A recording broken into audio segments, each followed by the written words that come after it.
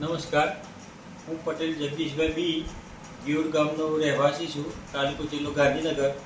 મારો દીકરો ચૌધરી વેદ જે ધોરણ 10માં 97% પાસ થયેલો અને એ સમયે અમારી બાજુમાં મોટા ચિલોડા ખાતે આવેલી ઓમ લેન્ડમાર્ક સ્કૂલ અને એ લોકો અમારા ઘરે જાહેરાત કરવા આવ્યા હતા અને અમારી પાસે આ પેમ્પલેટ લઈને આવ્યા હતા કે 90% ઉપર જે વિદ્યાર્થીના 10મામાં માર્ક્સ આવ્યા હોય એને અમારી સંસ્થામાં ધોરણ 11-12 સાયન્સમાં રહેવાનું, જમવાનું, હોસ્ટેલ, ટ્રાન્સપોર્ટેશન ફી અને અભ્યાસ ફી બધું સંપૂર્ણ ફ્રી રહેશે.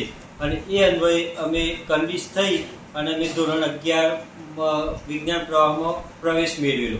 હવે આજની તારીખે ધોરણ 12 મારા દીકરાએ પૂર્ણ કર્યું છે અને આજે સમગ્ર રાજ્યમાં જ્યારે માર્કશીટ અને એલસીનું વિતરણ થવા જઈ રહ્યું છે તો આજની તારીખે અમે ઓમ લેન્ડમાર્ક સ્કૂલ ખાતે જઈ અને એલસીની માગણી કરી તો ત્યાંના પ્રિન્સિપાલે અમને ઉદ્ધત જવાબ આપી અને જણાવેલું કે ભાઈ તમારે 89,000 રૂપિયા ફી ભરવી પડશે, નહીં તો તમને એલસી મળશે નહીં.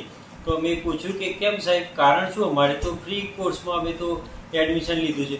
તો એમણે એવું કહેલું કે ભાઈ ફી ભર્યા સિવાય તમને એલસી મળશે નહીં. હવે આજની તારીખે અમને સંસ્થા ગુમરાહ કરવાનો પ્રયત્ન કરે છે અને આજની તારીખે અમને 12:15 વાગે સંસ્થામાં એલસી લેવા માટે ગયા હતા, 4 વાગ્યા સુધી અમને એલસી આપેલ નથી. અને આ બાબતની જાણ અમે નજીકના પોલીસ સ્ટેશન મોટા ચિલોડા ખાતે અરજી આપીને કરેલ છે અને ટૂંક સમયમાં ઓનલાઈન પ્રવેશ માટેની જે નિયત સમય મર્યાદા છે 28 મે એ પૂર્ણ થવાની છે.